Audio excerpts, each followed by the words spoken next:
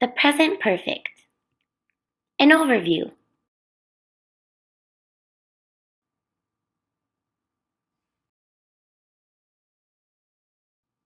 The International Club is a club at our university that celebrates different cultures from around the world. This is Henry. He was the old president of the club, but he just graduated. So we need a new president. Luckily, there are two candidates for the position, or two people who want to be the new president. Judy and Joe are both running for the position. Let's take a closer look at Judy's experience. She has traveled all over the world. She has lived in China and Japan. She has studied English for 15 years.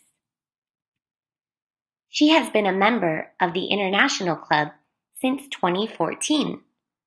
Wow, she seems like a pretty good candidate to me. What about Joe? He has traveled to Europe and Latin America. He has never lived in another country. He has studied English for 5 years. He has been a member of the International Club since 2013. He seems like a pretty good guy for the position as well. What do you think? Who is better for the position? Who has had more experience? This verb form, has had, is an example of the present perfect.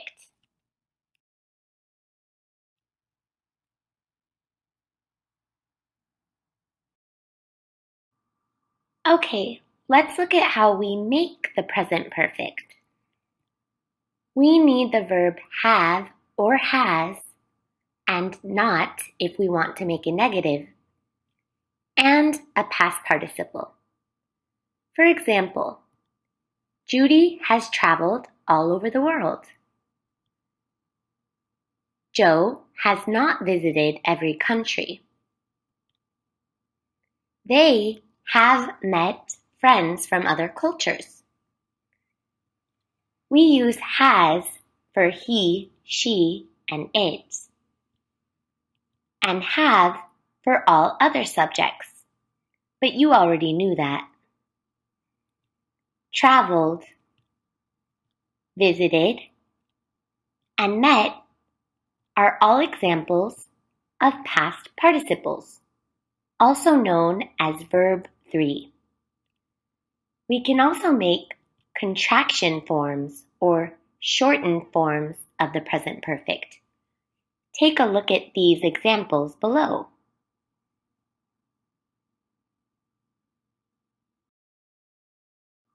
Okay, let's talk about why we use the present perfect. Look at these two sentences. The first sentence, I have traveled to China, is an example of one use of the present perfect. Unspecified time in the past.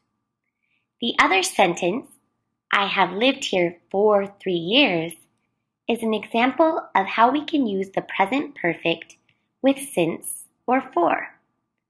Let's take a closer look at the first use. When we say unspecified time in the past, what we mean is that we're talking about an activity that started and finished in the past, but with no mention of a specific time.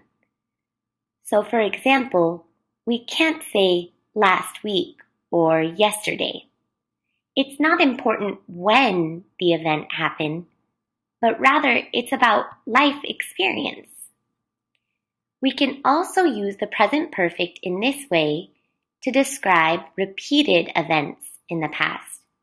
For example, I have traveled to China 3 times. Okay, let's look at the other use of the present perfect, using since or for. When we use since or for, we're talking about an activity that began in the past and is still going on now. For example, I have lived here for 3 years means that I moved here 3 years ago and I'm still living here. It's used to talk about how long an activity has been going on. We use for with a duration of time or length of time.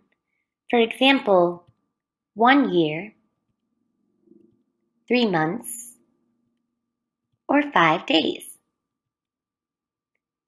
We use since with a specific point in the past. For example, last year, September, or 9 o'clock.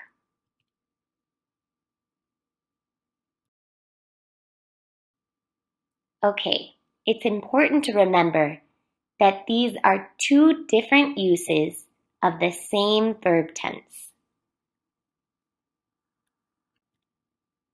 Let's go back to Judy and Joe. Now we can see the examples of these two uses of the present perfect.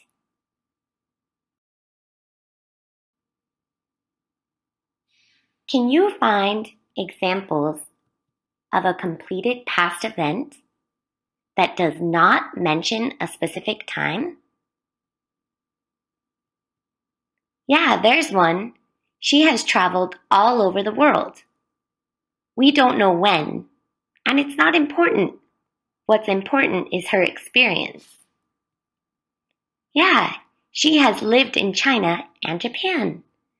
We're talking about an event in the past with no specific time.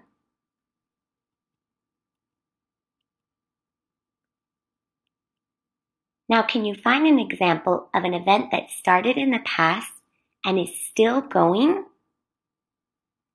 Here's a hint. Look for since or for. Yeah, number 3. She has studied English for 15 years. That means she started 15 years ago and she's still studying it. She has been a member of the International Club since 2014. And she still is. Good job. Okay, it's your turn. How are the blue sentences different from the red ones? You're right, these ones represent an unspecified time in the past.